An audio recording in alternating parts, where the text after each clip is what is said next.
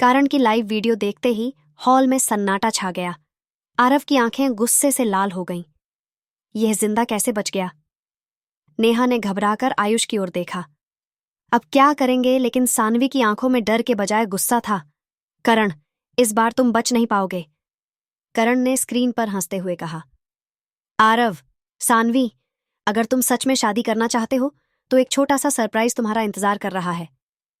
तभी टिक टिक टिक, शादी हॉल के चारों कोनों से बम के टाइमर एक्टिवेट हो गए। आरव ने तुरंत अर्जुन को फोन किया। यहां 4 बम हैं, हमें इन्हें डिफ्यूज करना होगा। अर्जुन ने जवाब दिया, तुम्हें 10 मिनट के अंदर बाहर निकलना होगा। लेकिन आरव ने ठान लिया था, यह शादी हर हाल में पूरी होगी। सानवी ने उसकी ओर देखा। हम यहां से निकल सकते हैं, लेकिन आरव ने उसका हाथ थाम लिया। अगर आज हम डर गए तो करण जीत जाएगा। आयुष और अर्जुन ने जल्दी से बम डिफ्यूज करने का काम शुरू कर दिया। लेकिन तभी करण की वीडियो दोबारा ऑन हुई। अगर बम को छूने की कोशिश की तो यह और जल्दी फट जाएगा। नेहा चुपचाप एक लैपटॉप से करण की लोकेशन ट्रेस करने लगी। आयुष ने उसे देखा और पूछा, तुम क्या कर रही हो? नेहा ने जवाब दिया, अगर करण हमें कंट्रोल कर सकता है तो हम भी उसे कंट्रोल कर सकते हैं। कुछ ही सेकंड्स में उसे करण के लाइव स्ट्रीम का सोर्स मिल गया। यह रहा, वह जयपुर के एक पुराने गोदाम से वीडियो चला रहा है। आयुष और अर्जुन तुरंत जयपुर जाने के लिए तैयार हो गए। हम करण को वहीं जाकर खत्म करेंगे। आरव और सानवी मंडप में बैठे थे। बम का टाइमर 5 मिनट। पंडित जी ने पूछा, क्या शादी रोकनी होगी? लेकिन आरव ने दृढ़ता से कहा, शादी पूरी होगी। सानवी की आंखों में आंसू आ गए। करण की वीडियो फिर ऑन हुई। तुम सच में शादी कर रहे हो? आरव ने कहा, हाँ, और तुम्हें रोकने कोई नहीं आएगा। बम का टाइमर 0030 सेकंड। नेहा ने अचानक करण की लाइव स्ट्रीम को हैक कर दिया। अब गेम हमारे हाथ में है। आयुष और अर्जुन जयपुर के उस गोदाम में पहुंचे जहां करण छिपा था। करण ने जब यह देखा तो भागने की कोशिश की, लेकिन आयुष ने गन निकालकर उसकी टांग में गोली मार दी। धाएं! करण जमीन पर गिर पड़ा। इधर शादी हॉल में नेहा ने बम को डीएक्टिवेट कर दिया। पूरा हॉल तालियों से गूंज उठा। आरव और सानवी की शादी पूरी हो गई। करण को पुलिस ने गिरफ्तार कर लिया। इस बार वह बच नहीं सका। सानवी ने आरव को देखकर कहा, अब हमारी कहानी अधूरी नहीं है। आरव मुस्कुराया, हाँ, अब यह सच में पूरी हुई। लेकिन करण को जेल ले जाते समय पुलिस वैन दुर्घटनाग्रस्त हो गई और उसकी लाश कहीं नहीं मिली। पुलिस वैन का एक्सीडेंट शहर से 30 किलोमीटर दूर हुआ था। जब पुलिस घटनास्थल पर पहुंची तो वैन पूरी तरह जल चुकी थी, लेकिन करण की लाश नहीं मिली। एसपी मेहरा ने हैरानी से कहा, कोई इंसान जलकर राख नहीं हुआ, फिर करण गया कहां? यह खबर जैसे ही आरव और सानवी तक पहुंची, उनका दिल दहल उठा। सानवी ने घबराकर कहा, अगर वह अब भी जिंदा है तो हमारी मुश्किलें खत्म नहीं हुई। आरव की आंखों में चिंता साफ दिख रही थी। हमें यह पता लगाना होगा कि वह जिंदा है या सच में मर चुका है। आरव और सानवी की शादी को 1 महीना हो चुका था। सब कुछ सामान्य लग रहा था, लेकिन एक रात सानवी के कमरे में एक लिफाफा फेंका गया। उसने कांपते हाथों से उसे खोला। अंदर सिर्फ 2 शब्द लिखे, मौत करीब है। उसकी चीख निकल गई। आरव ने लिफाफा देखा और तुरंत आयुष को फोन किया। हमें करण की असली सच्चाई जाननी होगी। अर्जुन ने कुछ सीक्रेट रिपोर्ट्स निकाली। वैन एक्सीडेंट के पास एक फार्म हाउस है, हो सकता है कि कोई वहां छिपा हो। आयुष, नेहा और अर्जुन उस फार्म हाउस की ओर बढ़े। जैसे ही उन्होंने दरवाजा तोड़ा, अंदर एक आदमी जख्मी हालत में पड़ा था। लेकिन वह करण नहीं था, बल्कि वह वही पुलिस ऑफिसर था जो करण को जेल ले जा रहा था। आयुष ने उससे पूछा, करण कहाँ है? वह कांपती आवाज में बोला, करण मर चुका है। सानवी को अभी भी यकीन नहीं हो रहा था। उसने धीरे से कहा, अगर करण मर चुका है तो फिर यह लिफाफा किसने भेजा? आरव को लगा कि यह कोई और साजिश हो सकती है। अर्जुन ने एक और जानकारी जुटाई। एक नया आदमी शहर में आया है जिसका हुलिया करण से मिलता जुलता है। जब अर्जुन और आयुष ने उस आदमी की सीसीटीवी फुटेज देखी तो उनकी आंखें फटी रह गईं। हालांकि चेहरे पर घाव थे, लेकिन आंखें वहीं थीं। करण जिंदा है। आरव, सानवी, आयुष और अर्जुन उस अजनबी की सच्चाई जानने के लिए उसे ट्रैक करने लगे। अगर यह करण ही है तो इस बार उसे हमेशा के लिए खत्म करना होगा, आरव ने गुस्से से कहा। अर्जुन ने बताया, वह एक नई पहचान के साथ एक फार्म हाउस में रह रहा है।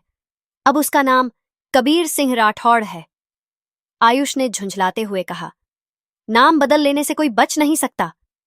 सानवी अब भी डरी हुई थी। अगर यह सच में करण है तो वह किसी बड़े प्लान में लगा होगा।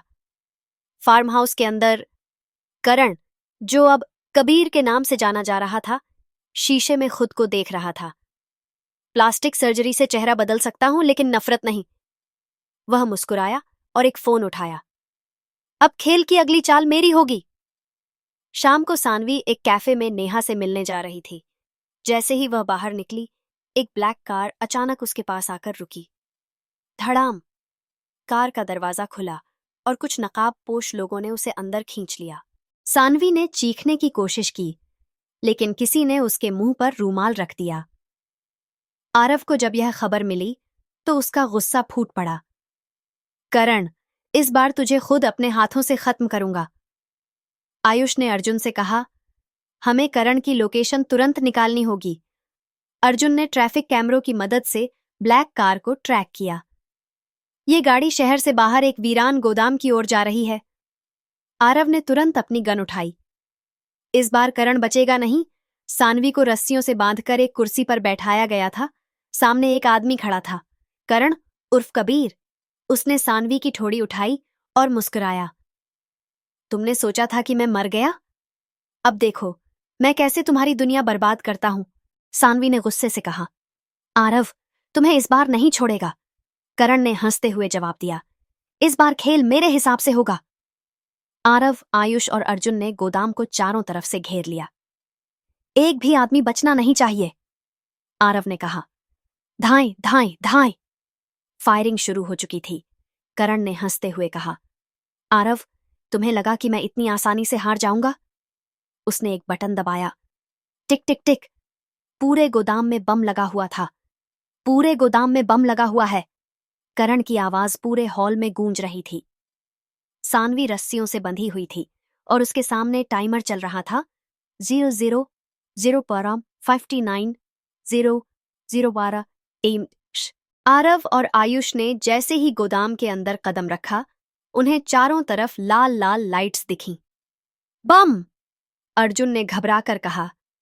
अगर हम जल्दबाजी में कुछ भी करेंगे तो सब खत्म हो सकता है। लेकिन आरव को अब सिर्फ एक ही चीज दिख रही थी, सानवी। वह जोर से चिल्लाया, मैं तुम्हें कुछ नहीं होने दूं। करण ने सानवी की कुर्सी के पास खड़े होकर ठहाका लगाया। आरव, अगर तुम्हें अपनी जान से ज्यादा प्यार सानवी से है तो आओ और उसे बचा लो। वह जानता था कि आरव किसी भी कीमत पर सानवी को बचाने आएगा, लेकिन उसने यह भी तय कर लिया था कि अगर वह मरेगा तो सानवी और आरव को अपने साथ लेकर जाएगा।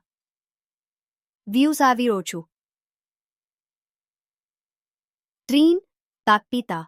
समय कम हो रहा है, आरव। अर्जुन ने जल्दी से गोदाम का ब्लूप्रिंट स्कैन किया। यहां 6 बम हैं। 4 को डिफ्यूज करना होगा, 2 को छोड़कर हमें भागना होगा। आयुष ने जल्दी से वायर कटर निकाला, लेकिन तभी करण ने पिस्तौल निकालकर सानवी के सिर पर तान दी। कोई भी बम को हाथ मत लगाना, वरना सानवी मर जाएगी। आरव की सांसें तेज हो गईं। अब क्या करें? नेहा ने बाहर से फोन किया। हमने गोदाम के पीछे एक रास्ता खोल दिया है, जल्दी निकलो। लेकिन समस्या यह थी कि करण उनके सामने खड़ा था और टाइमर भी। Zeku 2202। आरव ने करण की ओर देखा।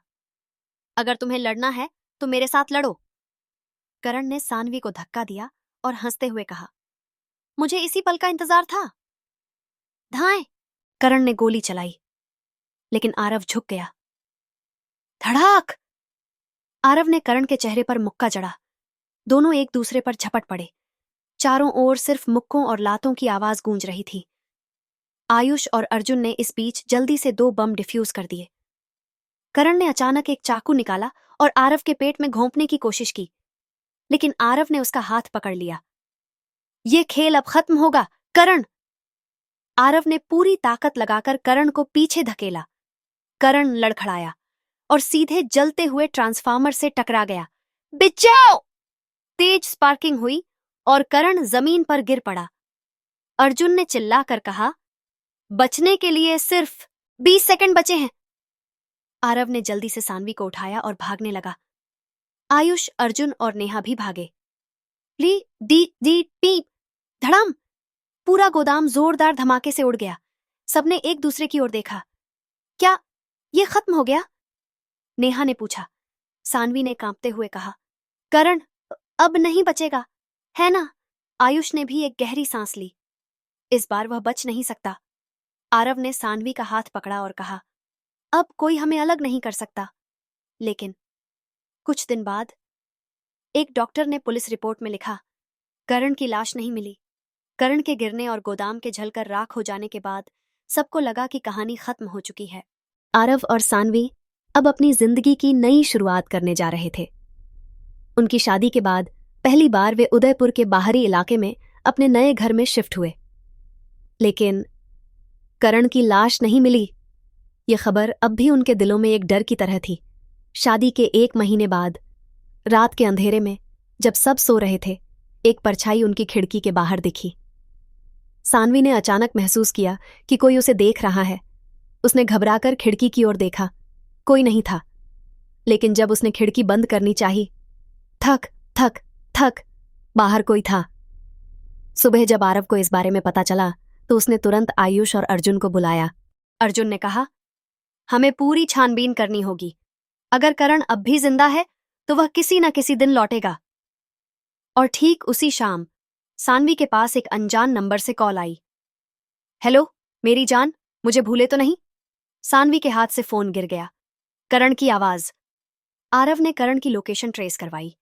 वह इस बार उदयपुर के एक वीरान किले में छिपा था। आयुष और अर्जुन के साथ आरव वहां पहुंचा। करण, अगर जिंदा हो तो बाहर आओ। अचानक धाएं! एक गोली चली जो आरव के कंधे को छूकर निकल गई। करण अंधेरे से बाहर निकला मुस्कुराते हुए। सोचा था मैं मर जाऊंगा, लेकिन इस बार आरव ने उसे एक पल भी सोचने का मौका नहीं दिया।